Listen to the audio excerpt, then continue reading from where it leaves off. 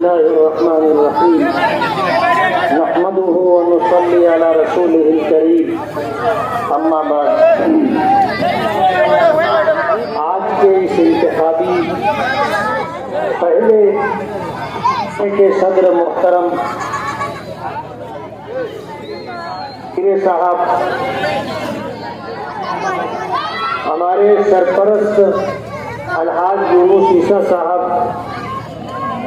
मजलिसे इत्तेहादुल मुस्लिमीन शिमाली महाराष्ट्र के सदर डॉक्टर खालिद परवेज साहब, नासिक जिले के सदर अलहाज अब्दुल मालिक यूनुस ईसा साहब, स्टेज पर बैठे हुए तमाम कारपोरेटर, पार्लियामेंट्री बोर्ड के लोग, उलमाए किराम और सामने और स्टेज के दाएं बाएं और पीछे आज इस जलसे में शिरकत के लिए जितने लोग आए हैं, इसी तरह घरों में बैठी मेरी गैरतमंद और पर्दा नशीन माएँ और बहनें, ये हमारा पहला जलसा है और इस पहले जलसे के जरिए हम पूरे शहर में जो पैगाम देना चाहते हैं, जो इस जमीन की सच्चाई है और इस शहर में रहने वाला हर समाजी जिम्मेदार इस बात को महसूस करता है कि ये अच्छाई और बुराई का मुकाबला है। आपको ये बात समझ लेनी चाहिए कि आप असेंबली में मालेगांव से जिस नुमाइंदे को चुन करके भेजते हैं, वो अपनी मजहबी और मिली शनाख्त के साथ फिरका परस्तों के दरमियान रह करके मिल्लत के लिए, कौम के लिए और समाज के लिए अपनी आवाज बुलंद करता है। मैंने पीछे एक मीटिंग में ये बात कही थी कि अगर असेंबली में आपने चुन करके भेजा तो माहौल से मुतासिर होकर के हमने सर से टोपी नहीं उतारी, हमने अपनी दाढ़ी छोटी नहीं की, हमने अपना कुर्ता नहीं छोटा किया, हम पैंट और शर्ट पहन करके असेंबली में नहीं गए, अपनी मजहबी और मिली शनाख्त के साथ। और आपको अगर मैं बताऊं तो आपको अच्छा लगेगा, आपको अच्छा लगेगा कि जब विधान भवन में और मंत्रालय में मैं अपने साथियों के साथ चलता हूं तो सब नजर उठा करके मुसलसल देखते रहते हैं कि ये कौन मौलाना यहाँ आ गए। मैं अपने किसी मुस्लिम नुमाइंदे के मुतालिक कुछ नहीं कहना चाहता, लेकिन आपने 2019 में जिस शख्स का इंतखाब किया था उसने मालेगांव की मजहबी शनाख्त को बरकरार रखा। हमारा शहर मस्जिदों का शहर है, हमारा शहर मदरसों का शहर है और हमारा शहर मिली मजहबी शनाख्त रखने वाला शहर है। मालेगांव को हिंदुस्तान ही नहीं पूरी दुनिया में जाना जाता है और उसकी वजह हमारे मदारिसे दीनिया है। मालेगांव वो शहर है जिसने पूरी दुनिया में लड़कियों को आलिमा बनाने के लिए सबसे पहले जो दरसगाह जामियतुस सालिहात के नाम से कायम की, उस दरसगाह से जो बच्चियां आलिमा और हाफिजा बन करके जब अपने घरों पर वापस गई तो उन्होंने खवातीन के लिए, बच्चियों के लिए मजहबी दीनी तालीम का बेड़ा उठाया, दरसगाहें कायम की। एक वक्त था जामियतुस सालिहात में दुनिया के तकरीबन 40 मुल्कों की लड़कियां पढ़ती थी।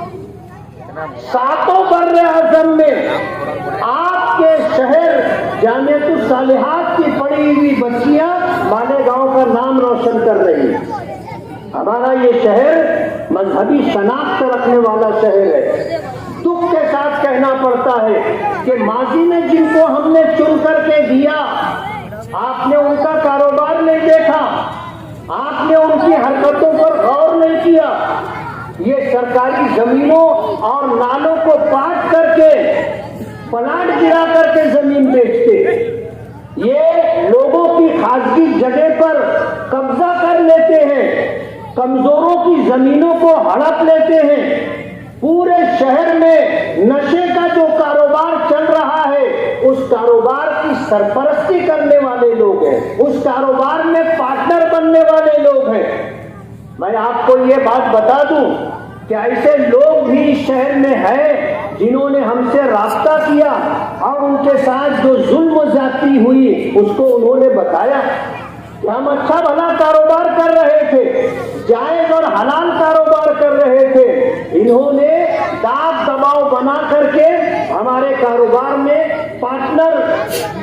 पार्टनरशिप ली और उसके बाद जब कारोबार में मंदी आने लगी तो जायज और हलाल कारोबार से निकाल करके हमें गैर कानूनी कारोबार में डाल दिया गया।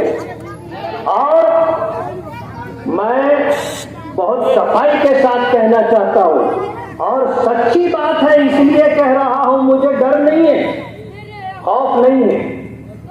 एक जान है, लेगा तो कौन लेगा? अल्लाह लेगा। अब्दुल मालिक के ऊपर जानलेवा हमला हुआ था, लेकिन अल्लाह को मंजूर नहीं था आज हमारे दरमियान जिंदा और सलामत बैठे। कोई अपनी मर्जी से किसी की जान ले ले ऐसा नहीं होता, और जब वक्त तो पूरा हो गया तो फिर दुनिया की कोई ताकत उसको बचा भी नहीं सकती। मौत आएगी तो उसे जाना होगा, हमें कोई डर और खौफ नहीं है। ये खुद पुलिस खबरी है, अपने साथियों को जब गैर कानूनी कारोबार में डाल देते हैं तो खुद ही पुलिस को खबर भी देते। मैं पुलिस डिपार्टमेंट के उन ऑफिसरान को जानता हूं जो इनके कांटेक्ट में है और इनके बोलने पर उनके ही साथियों पर रेड करते हैं और फिर कुटनी खाना टोना लगाने के बाद टोना छुड़ाने के लिए भी आ जाती। जिसको रेड करा करके फंसाया उसको बचा करके उस पर एहसान भी जताते और गैर कानूनी कारोबार का सबूत अपने पास रखते ताकि ये बेचारा कभी हमको छोड़ करके जा ना सके। ऐसे आकड़ी लगा करके उसको फंसा के रखते। आज इनके साथ जो लोग हैं, इनमें से अक्सर ऐसे लोग हैं जो दिल से उनके साथ नहीं है, उनकी मजबूरी है और मजबूरी में उनके साथ नजर आते हैं। इन्होंने पूरे शहर में गुंडागर्दी करने वाले, पूरे शहर में गैर कानूनी मनशियात का कारोबार करने वाले लोगों को जमा किया। आपने उनके स्टेज के फोटो देखे होंगे, गांजा बेचने वाले, एमडी बेचने वाले और ऐसे बहुत सारे लोग। आप उनको शक्लों से देख करके पहचान लेंगे, ये कोई समाज के इज्जतदार लोग नहीं है। आप हमारा स्टेज देखो ना, हमारे स्टेज पर अल्हम्दुलिल्लाह आपको एक नशेबाज आदमी नहीं मिलेगा, एक जुआरी नहीं मिलेगा, एक आदमी ऐसा नहीं मिलेगा जो अय्याशी करता हो, जनाकारी में मुब्तला हो। हमारे स्टेज पर अल्हम्दुलिल्लाह इज्जतदार, दीनदार लोग होते हैं और आप उनका स्टेज देख लो, आपको फर्क समझ में आ जाएगा। तो ये अच्छाई और बुराई का मुकाबला है। 1% लोग भी ऐसे नहीं हैं जो समाज में बुराई की सरपरस्ती करते हो या खुद बुराई करते हो, लेकिन उनकी वजह से 99% मजहबी, दीनदार और समाज में इज्जत का मकाम रखने वालों को तकलीफ उठानी पड़ती।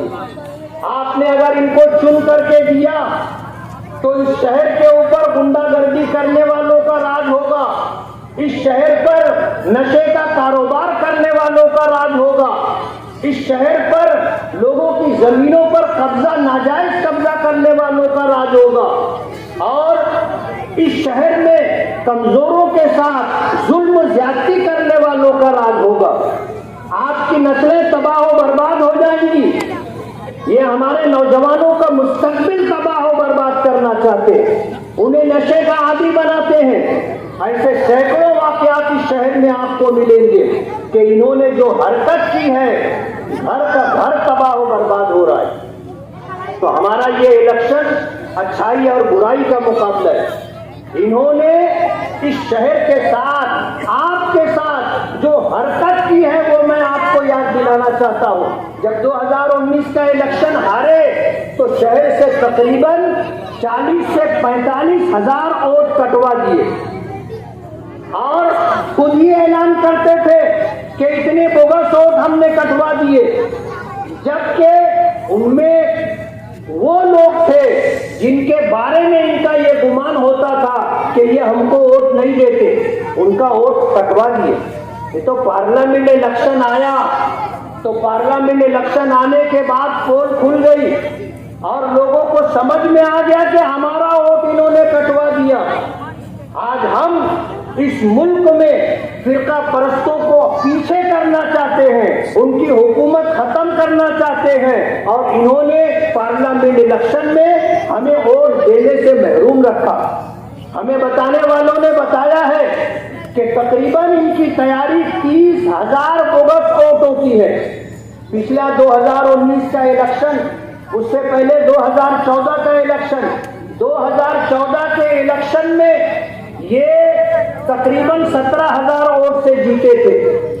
बाप बेटे जब जीतने के बाद बैठे तो मरहूम शेख रशीद साहब ने अपने फर्जंद शेख आसिफ से ये कहा था कि हम हार गए हैं, जीते नहीं है, हमने 22,000 बोगस वोट डाली है, तब जाकर तू 17,000 वोट से जीता है। अगर 22,000 बोगस वोट नहीं डाली जाती तो वो मौलाना फिर जीत जाता। अब उनकी तैयारी 30,000 बोगस वोट की है। मैं आपको ये बताना चाहता हूं कि अगर आपका बोगस वोट डाला गया तो आप वहां जाइए, आप हमारे लोगों को बताइए, आपको चैलेंजिंग वोट देना है और वहां का अगर प्रिसाइडिंग ऑफिसर आपको मना करे तो उसको मना करने का हक नहीं, आपको ये हक दिया है कानून ने। होता यह है कि प्रिसाइडिंग ऑफिसर नहीं बोल देता है, हम लोग एक दूसरे का मुंह देख करके वापस आ जाते। आप वापस ना आए, आप एक चैलेंज बनकर उसके सामने खड़े हो जाएं कि ये मेरा आधार कार्ड है और वोटर के अंदर मेरा नाम है, मैंने वोट नहीं दी है, किसी ने बोगस वोट डाली है, मैं वोट देना चाहता हूं और उसको वोट डलवाना पड़ेगा।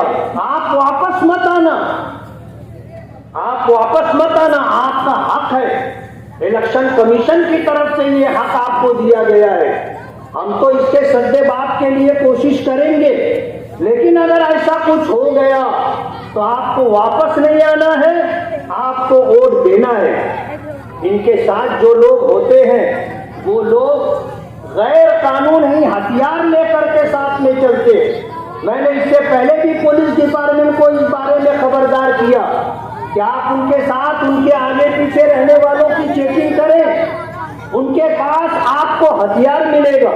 और आपको मैं ये पैगाम देना चाहता हूँ कि अगर आपके साथ, हमारे साथ किसी तरह की कोई ज्यादती हुई और हम पर अटैक हुआ, आप पर अटैक हुआ और पब्लिक ने अटैक करने वालों को पकड़ करके अगर जवाबी कार्रवाई की तो उसके जिम्मेदार डिपार्टमेंट होगी। हम बार बार ये बात कहना चाहते हैं कि पुलिस डिपार्टमेंट अपनी जिम्मेदारी पूरी करे। अगर इन लोग डिपार्टमेंट ने इस बात को नोट नहीं किया और इस तरह की कोई घटना घटी कि पब्लिक ने ऐसे लोगों को मारा और रवाना कर दिया तो पुलिस डिपार्टमेंट उसके जिम्मेदार होगी। आपको डरने की कोई जरूरत नहीं है। आज शहर में एक बहुत बड़ा तबका जुल्म के खिलाफ और गुंडागर्दी के खिलाफ उठ खड़ा हुआ है। हम डरने वाले लोग नहीं हैं। हालात मुश्किल जरूर हैं, हालात मुश्किल जरूर हैं। डॉक्टर खालिद परवेज साहब ने जो बात कही कि आप मुफ्ती इस्माइल का इलेक्शन नहीं लड़ रहे हैं, आप यूनुस ईसा खानवादे का इलेक्शन नहीं लड़ रहे हैं, आप इलेक्शन लड़ रहे हैं तो अपने शहर के लिए लड़ रहे हैं, शहर की तहजीब के लिए लड़ रहे हैं, अपने नौजवानों का मुस्तकबिल महफूज रहे उसके लिए लड़ रहे हैं। अच्छाई का गलबा हो और बुराई मिटे, आप इसके लिए इलेक्शन लड़ रहे हैं। हम में का हर शख्स जिम्मेदार है। नबी करीम सल्लल्लाहु अलैहि वसल्लम का इरशाद मुबारक है, मन रहा मिनकुम मुनकरन फलयुगय्यिरहु बियदी, कि तुम में से जो शख्स बुराई को देखे तो पहला दर्जा ईमान का ये है कि उसको ताकत से रोके। फइल्लम यस्तति फबिलिसानी, और अगर ताकत से नहीं रोक सकता तो फिर उसको अपनी जुबान से रोके, यानी बुराई होने का ऐलान करे कि ये गलत है। और अगर जुबान से भी आप नहीं उस बुराई को रोकना चाहते हैं लेकिन आप उसको दिल में बुरा समझ रहे हैं तो ये ईमान का सबसे कमजोर दर्जा है। और आज शहर ईमान के सबसे कमजोर दर्जे पर है कि दिल में तो उनको बुरा समझ रहा है लेकिन जुबान से बुरा नहीं कह रहा है, ताकत से बुराई को रोकने के लिए आगे नहीं आ रहा है। हमको ईमान का पहला दर्जा इख्तियार करना होगा। और ये जालिम लोग बहुत बुज़दिल होते, सुखी देते। मैंने हमेशा ये बात कही, हमारे स्टेज पर लुकमान अतीक कमाल का भतीजा ये बैठा है, थोड़ा हाथ दे, आप देख लेंगे कोई अब्दुल मालिक जैसा नहीं है, बदकावर और तनवर ऐसा नहीं है, हल्का फुल्का कद कम है, जिस्म अकेरा है। लेकिन जब पवारवाड़ी पुलिस स्टेशन में खालिद हाजी ने धमकी दी कि इलेक्शन के बाद तेरा हाथ पांव तोड़ देंगे, तो इसने कहा अगर हिम्मत है तो यही चल अभी तोड़ करके बता। एक जुमला कहना था, दुम दबा लिए, पीछे हट गए। उनके साथ जितने लोग थे वो सब उसका चेहरा देखने लग गए। आप अगर जुल्म बर्दाश्त करोगे तो आपके साथ जुल्म किया जाता रहेगा, और अगर जुल्म के खिलाफ आप खड़े हो गए तो आप यकीन मानो आपके सामने कोई ऐसा गुंडा दादागिरी करने वाला टिकेगा नहीं। इसलिए मैं आपसे ये गुजारिश करता हूँ कि आप डरे ना, बिना खौफ व खतर के आप अपना हक इस्तेमाल करें वोट देने का। मजलिस इत्तेहादुल मुस्लिमीन के जिम्मेदारान का मैं शुक्रगुजार हूँ कि उन्होंने 5 साल मुकम्मल होने पर मेरी कारकर्दगी से मुतमईन होकर के उन्होंने अल्हम्दुलिल्लाह आज खुद मेरे टिकट का ऐलान किया। और अल्हम्दुलिल्लाह अभी माजिद हाजी जो है मेरा एडी फार्म यानी टिकट लेकर के आ गए हैं, और इंशाअल्लाह हम 2-4 दिनों के अंदर अपना फॉर्म दाखिल करेंगे। तो मेरी आपसे ये गुजारिश है, वक्त मेरे पास कम रहा, ये मेरे पास लिस्ट है जिसमें तकरीबन वार्ड नंबर 17 और इसके आसपास हमने तकरीबन 15 करोड़ 76 लाख रुपए का काम किया है, जिसमें से कुछ काम हो चुके हैं और ज्यादा काम होने बाकी है, जिसमें खास तौर पर नोमानी ब्रिज है और तकरीबन 4, 5, 6 मकामात पर हमारी माओ और बहनों के लिए संडास बनना, 20-20 फीट की संडास बनना बाकी है। हमने वादा किया था अपनी माओ और बहनों से कि हम आपके लिए संडास बनवा करके देंगे, और अल्हम्दुलिल्लाह रमजू मिंबर की कोशिश रही, साजिद मिंबर की कोशिश रही, कारपोरेशन से हमने तकरीबन 1.5 करोड़ रुपये का बजट डलवाया है और ये संडास अनकरीब इंशाअल्लाह बनेगी। मैं आप सभी हजरात का बहुत बहुत शुक्रगुजार हूँ कि आप इस जलसे में तशरीफ लाए, लेकिन हालात को समझ करके आपको इलेक्शन पूरी ताकत के साथ लड़ना है, और आपने अगर इसे अपना इलेक्शन समझ लिया तो फिर इंशाअल्लाह अल्लाह हमें कामयाबी और इज्जत अता करेगा। व आखिरु दावाना अल्हम्दुलिल्लाहि रब्बिल आलमीन। जुमा के दिन सैलानी चौक पर जलसा होगा, आप सभी हजरात से शिरकत की गुजारिश है। सुब्हान अल्लाहि व बिहम्दिही, सुब्हानक अल्लाहुम्मा व बिहम्दिका, नशहदु अल्ला इलाहा इल्ला अंता, नस्तगफिरुका व नतूबु इलैक।